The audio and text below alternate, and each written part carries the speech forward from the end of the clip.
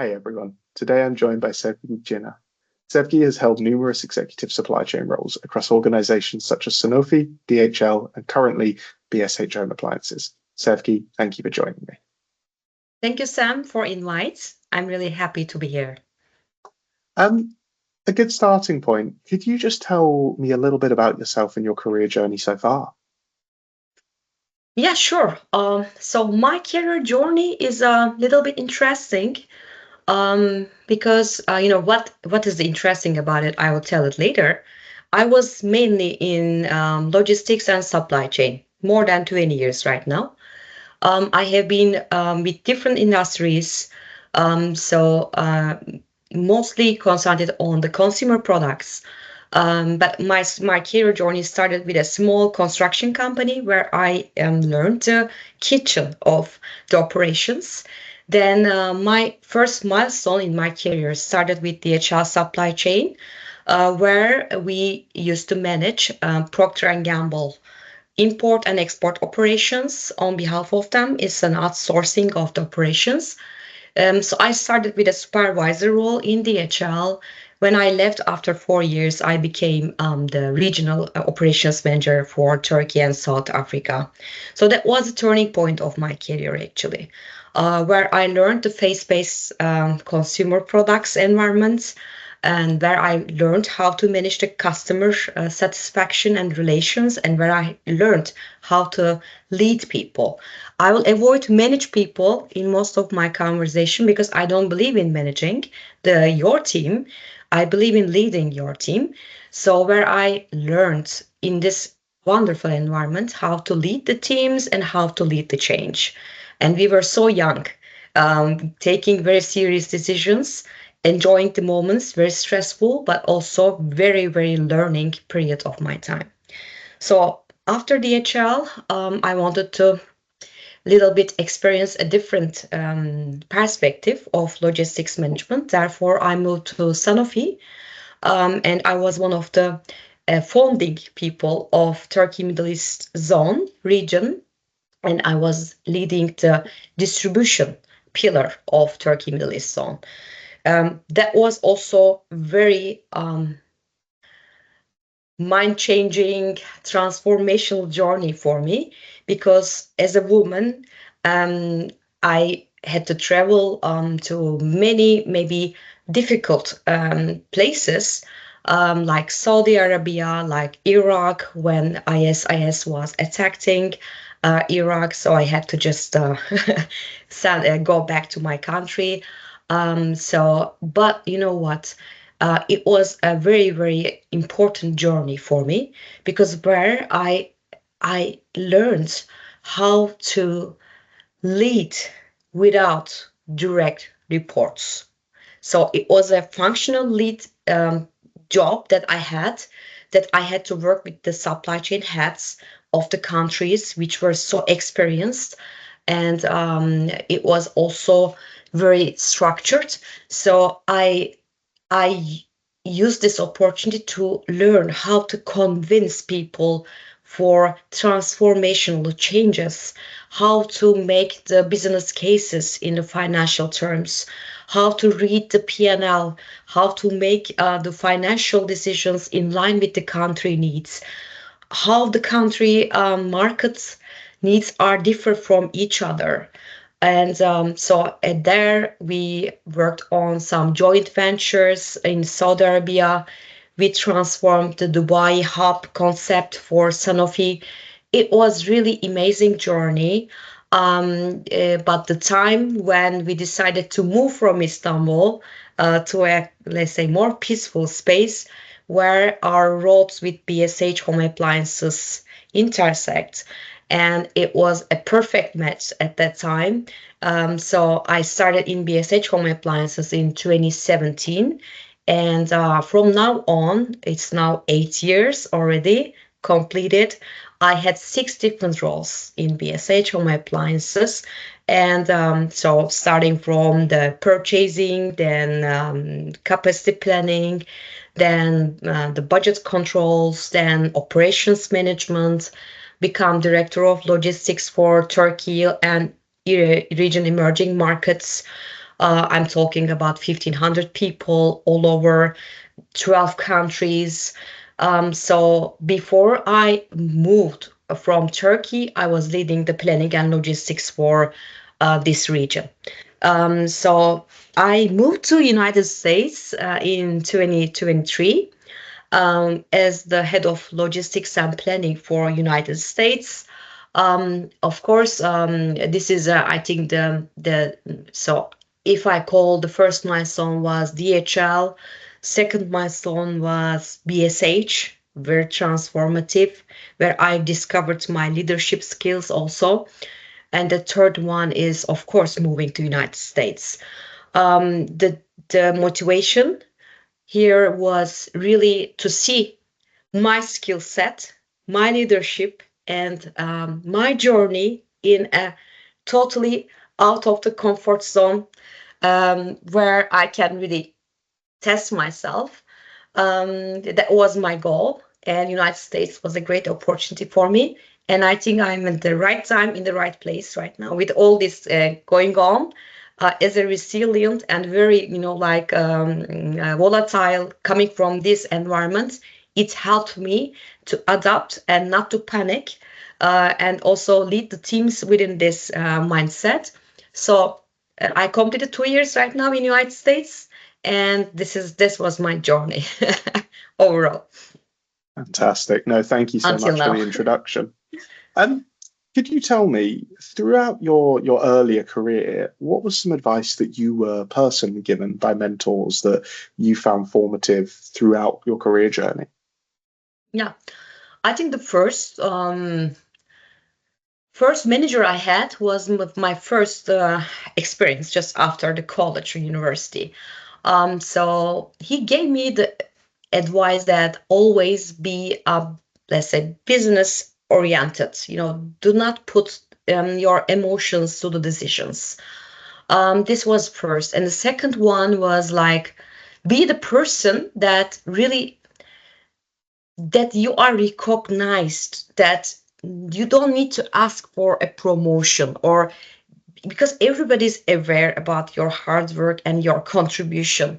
Some people just do it and then it comes naturally. So that was the first advices that I get, and I really put this into, let's say, center of my mindset or value set. The second one was in my DHL journey. Of course, I had been many good memories, also very challenging times. But you know what? I was also the part of the first, fairy product, the dish care soap. So I was in the launch of this product in Turkey. So I was from the beginning end to end in all the processes. What I learned is like um, whatever it takes, whatever the decision is, always put the customer first. So if you need to choose in between, you always choose your customer. So that was, let's say the thing that I took from this experience. Down the road, I had many mentors. I had many sponsors in my career that I really seek advices. I still call my ex-bosses, even they're not in the same company anymore, but I really call them, I reach out to them because, like experience is really very important here. So for one that I really took like in my career as an advice is like always there, dare to change, dare to claim, dare to talk, dare to stand up. So I was a little bit shy. Maybe the people who know me right now will not believe that, but I was a shy person to ask, like to demand. And this over the years, having all these great mentors taught me that there's nothing wrong with saying what you think, saying, like putting your position or statement very clearly. So that was also very good mentor advices that I get. And the last one is like be bold, maybe. So don't think that you can't do that. if you don't try, right? So give yourself the shot to try and see if it's really working for you or not. Before trying, you have no idea. So that was, say, a couple of things that I collect from my journey. No, brilliant. Thank you. And I think some of those pieces of advice are really important, particularly, when you look at your career journey and where you've gone and taken new experiences, new industries, new geographies. That shows how that advice has helped through that journey there. If we move across to more of a sort of technical aspect of supply chain, look, we all know there's a lot of transformation at the moment in supply chain, both on the technical side and the geopolitical side. With everything going on and how much is changing in the supply chain world, what do you think are some of the most important skills that supply chain leaders of the future should be focusing on developing? Mm-hmm. Very good question, Sam. So I think, first of all, there is also a future skill set already defined. So I think that there's a really good source. Maybe we can share as a link. I don't know if it's possible, but it's also defining the future skill sets. But supply chain specifically, I can tell the first one is, I always call it like, right now, what defines the success is how much flexible you are and your team is. Like, if you don't really bend, you'll just get destroyed, right? Destroyed not in a bad way, right? So you will not be able to prepare yourself. If you fall in love with your idea or your strategy and you don't like to change it, so it will really fall apart, because you never guess what's going to happen. But you can estimate some possible scenarios and prepare for that. And it needs a great flexibility and wider thinking, right? So I will call the flexibility as a first one. The second one will be the entrepreneurship. Some. So how entrepreneurs' minds work, right? I think it's a really great idea maybe to listen to lots of podcasts about entrepreneurship. It's not just about opening a business for yourself. It's also being entrepreneur in the corporate life is also very valuable. So entrepreneur's mindset is working like try, pivot, doesn't work. Try again, fail, go, check. What did I learn? What we learned from that? How we can put this learning as a value into our model. So I think entrepreneurship is a second one. It's very weird. Maybe you recall analytical skills, Lola. Analytical skills is really supported with lots of decision making systems right now. But what is really important is your entrepreneurship spirit, which you can really consider and combine with the flexibility that you're bringing into the table. Third one, maybe very cliche, but it is still valid, is the resilience. Really, even with uncertainty, how your mindset works and how you really see the opportunities in even very chaotic situations. So this is how I call resilience, actually. It's not just like standing and like being the calm all the time. It's like really capturing the opportunities, because chaotic situations also brings lots of opportunities, right? All over the history.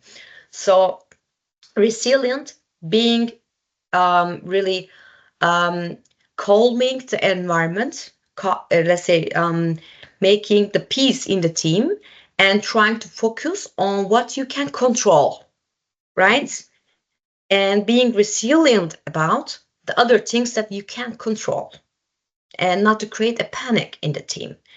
I think these three are the feature skill sets the supply chain will be looking for in leadership roles, these three. Fourth one, not only specific to supply chain professionals, but I find it very valuable. I really look into that skill set. and I also try to develop mine. So coaching and mentoring skills.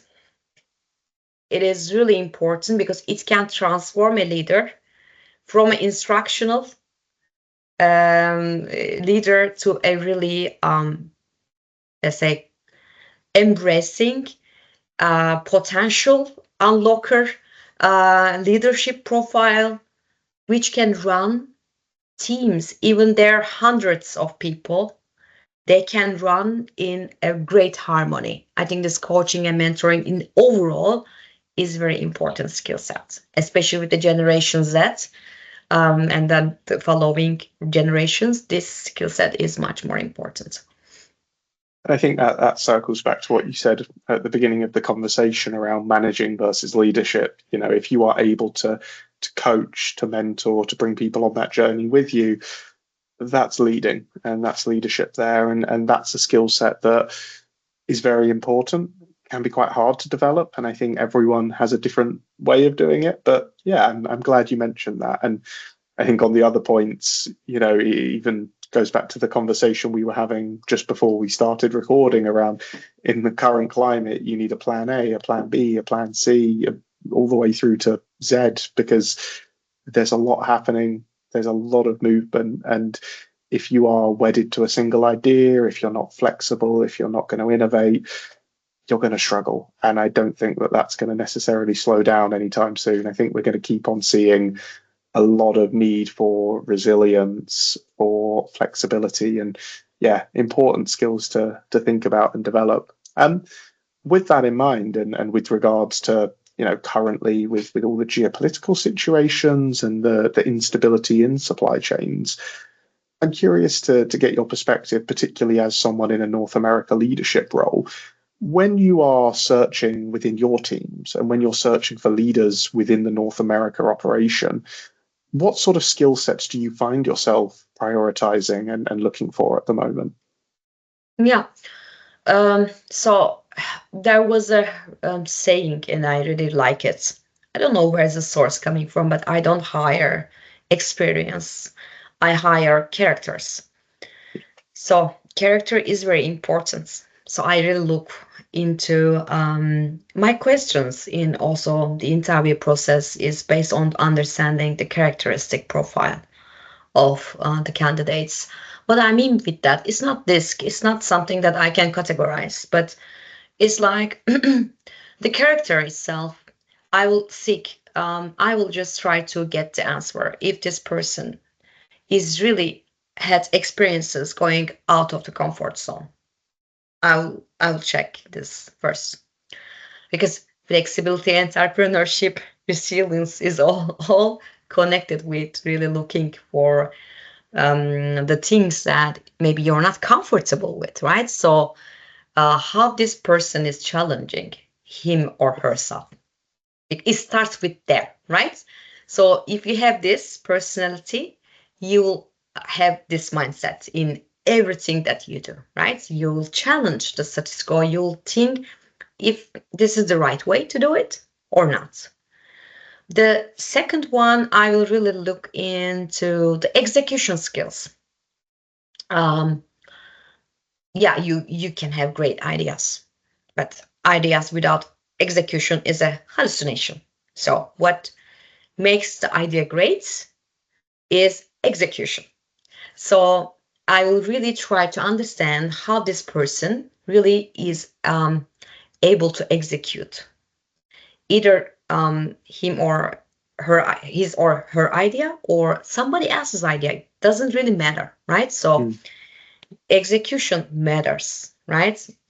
And third one is how this person is adaptive to change, how this person is leading through the change, or how this person initiates. This is, I think, something very rare, right? Leads the transformation, brings the idea and then leads. I think this is some profile that everybody is looking for in their organizations. But it's like how this person is managing the change and initiating the change is also very important that I personally look for. And leadership roles, I will again emphasize in, is this person able to listen? Yeah. Listen and understand. Listen with curiosity, not listen for answering, right? Really curiosity, collect different perspectives, bring them together, and try to make decisions based on this different perspective and what is best for the business, right? This is important because we are transforming from silos to much more multifunctional cooperating teams, uniting all the industries, all the companies are transforming there. So this kind of people who can really talk even without out of their function, listen and gather the input, try to engage the teams to make decisions or a roadmap. This is a very important skill set.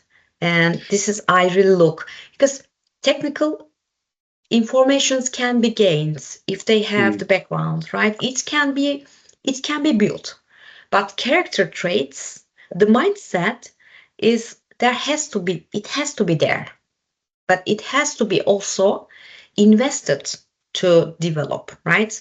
The leader has to take the time to invest to these kind of topics. Maybe are more important than having an sorry for things like supply chain certificates or like this is when we are coming to the leadership roles, this kind of attributes are much more important because other things can be replaceable. I really like that you touched on that because I think, you know, you could learn a lot of skills quite quickly. And obviously, yes, there is a foundational knowledge that needs to be had for each role, but there's a lot of people who on paper have the right experience. You know, whenever I post a role, you have hundreds of applicants and many of whom could do the job, but the hardest part to screen is the things that you're describing. And I think especially in this market, for candidates to be able to sort of show their experience in that area, talk through their methodologies, talk through their mindset, talk through their achievements, not just in terms of technical aspects, but leadership and in terms of those what I would describe as softer skills. I think that's almost more important. And the character and the type of person you're bringing in, you can't change that. You can't teach that. You can't mentor that. The rest, oftentimes, you can. So, no, a really interesting perspective and particularly relevant in this market, I would think. If we were to sort of look at people who are just starting out their career, maybe a year or two into their career journey, what would your main piece of advice be to these people who are very early on in their career but have big aspirations? Yeah. I will always, like my journey was really, if you write a book, if I write a book about my journey, I will maybe call it like the curiosity of Sevgi. I was always curious and curious about what others people life look like, what other countries are living. What if I become this? What if I do this? Like it was really curiosity and learning. I enjoyed the learning. So if you just ask me, what did you enjoy, Sevgi? Did you enjoy the promotions? Did you enjoy, like, no, I enjoyed the learning. And it was learning who really feed me. So I will really recommend all this enormous young generation who is coming up, which brings me also a very good feeling on, let's say, positivity of their attributes. Learning, please keep learning, always the number one in your, let's say, life. And curiosity, the child curiosity, without judgment, like you really want to learn about something is really very important. Second one is be bold. I mean, please do not hesitate to message a company leader, right? Do not hesitate because in general, maybe you will be surprised, but if we receive such kind of messages who are very clear, asking for advice, maybe asking for mentorship, asking for maybe a summer internship, whatever it is really taking seriously. We take it seriously. We respond to it. And so please be bold because, like just applying from websites is really not working anymore. You have to be more creative. And and you really need to be clear. So clarity and also being bold and learning as, let's say, as a starting point should be the right focuses of our young generation to concentrate and believe in yourself. I mean, if you ask me 20 years ago when I started my journey, yes, I had my dreams.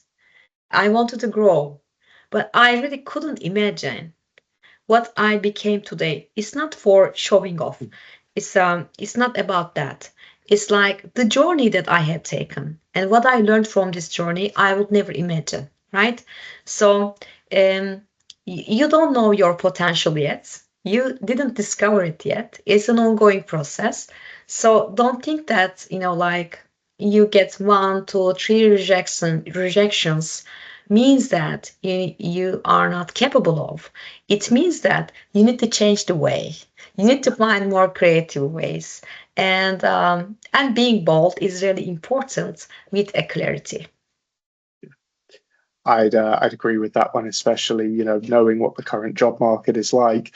There is a level of, again, if you look back to what you said about being an entrepreneur and being entrepreneurial, sometimes it can be hard to stand out. And when there's 1,000 applicants for every role, sometimes you need to think of other ways to get in touch with people and to get that mentorship and to get those initial roles in your career. But I think that's all really, really strong advice. On the other side of the coin, if we were to look at a senior leader who is looking to take on that sort of top leadership position, they're looking to work their way into a large scale leadership role, what advice would you give to that person who is maybe one step below that but feels they're ready for that next step upwards?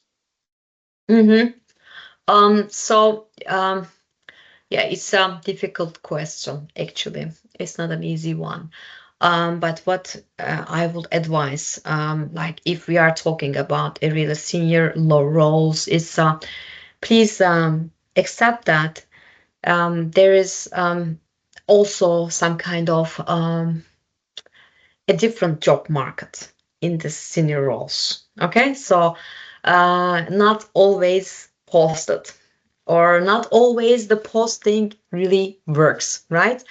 And please also accept that because I'm thinking that maybe it is generation Y, maybe X, that we are not aware about some technological developments. There's something called ATS, for example. It's really filters the compatibility of the resumes and then versus the job description. It's just you can be elected anytime. So I think this kind of senior roles needs a different communication and also networking strategy. First of all, try to clarify what is your value proposition to the world, to your industry, to your field. What is the value that you are bringing in? Being very clear on that. Like if you had a brand, what it will be sound like, what will be the value proposition, and please also always try to think from the customer perspective, what they are looking for and what I can offer to them. This is the first, right, starting point when they read a job description. And then try to reach out to the decision makers. And there is right now, in the past, you weren't able to identify who is who, right? You will not be able to reach out to them. I remember sending mails, the postal mails, to some potential companies when I was in my 20s, right? So it was just like that. But now you just type, you can get all the details of these people. You can just send a message, be clear on your message, try to identify what value you can bring in, and try to really get this person interested on what you're going to put as a value onto the table, right? So I think this is important. Being clear, discovering new ways, and please concentrate on networking. That is really important in senior level roles that you do that. Fantastic. No, look, some really, really valuable advice in there for a lot of people. So thank you very much for taking the time. And yeah, I really appreciate you joining me. Thanks so much, Sam. It was a really amazing discussion and looking forward. Absolutely. Thank you.